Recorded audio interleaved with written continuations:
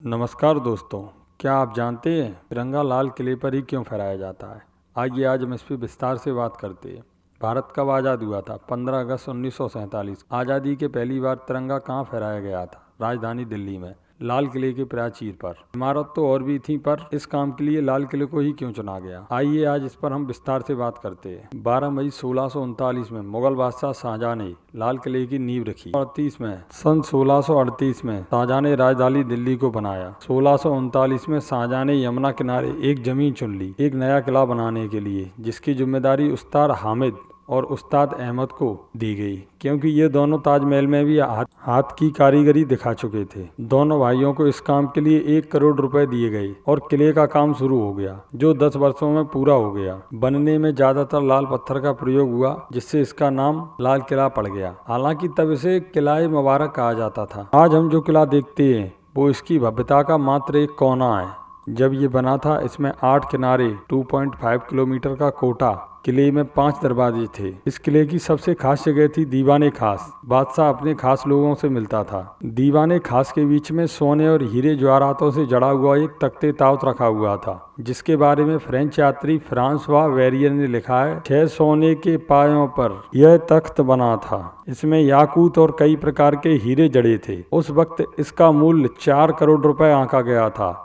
इसे शाहजहां ने इसलिए बनवाया था कि खजाने में पुराने राजाओं को जो भी भेंट या गिफ्ट मिली थी, लोग उसे देख सकें। 1738 में नादिर शाह ने दिल्ली पर हमला किया और उसे वह फारस यानी ईरान ले गया, उसे मतलब तख्ते ताउस को। जिसके बाद मराठाओं ने लाल किले पर हमला किया। इसके बाद मुगलों की स्थिति नाजुक होती चली गई। 1803 के लगभग अंग्रेजों ने दिल्ली पर कब्जा कर लिया था। शाह आलम सिर्फ कहने के लिए बादशाह थे। मुगल शासकों में अंतिम शासक बहादुर शाह जफर। तब तक पूरे शासन अंग्रेज के हाथ में आ गए थे। अब दीवाने खास में राजा को सभा लगाने की अनुमति नहीं थी। दिल्ली की जनता के लिए सिर्फ किला एक दीवार थी, जिसमें अंदर जाने की अनुमति नहीं थी। परंतु 1857 की क्रांति के समय जनता अंदर चली गई, जब बागियों ने बहादुर शाह को क्रांति की मशाल थमा दी थी। हालांकि क्रांति असफल रही और बहादुर शाह पर मुकदमा चलाकर रंगून भेज दिया गया। बड़ी बात तो यह थी कि मुकदमा उसी दीवाने खास में चला था जहां मुगल अपना दरबार लगाते थे। दिल्ली पर कब्जे के बाद लाल किला छावनी में तब्दील कर दिया गया। समय के साथ साथ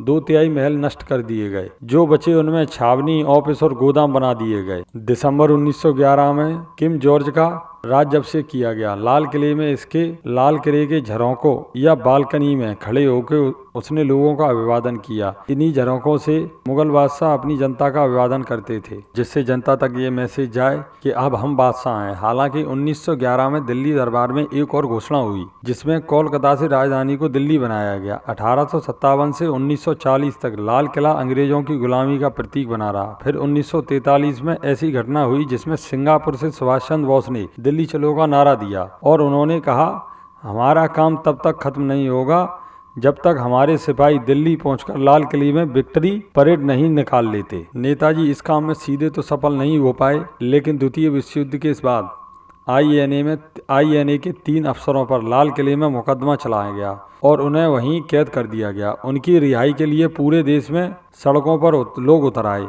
1946 में रॉयल इंडियन नेवी ने विद्रोह कर दिया और अंत में इन 3 सिपाहियों को छोड़ना पड़ा।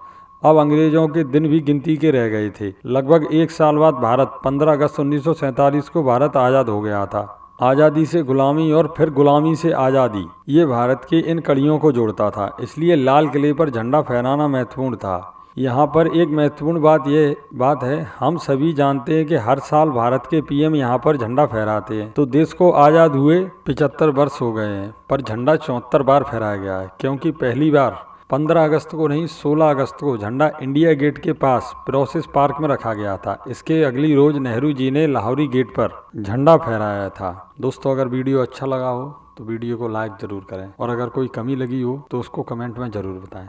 Thank you.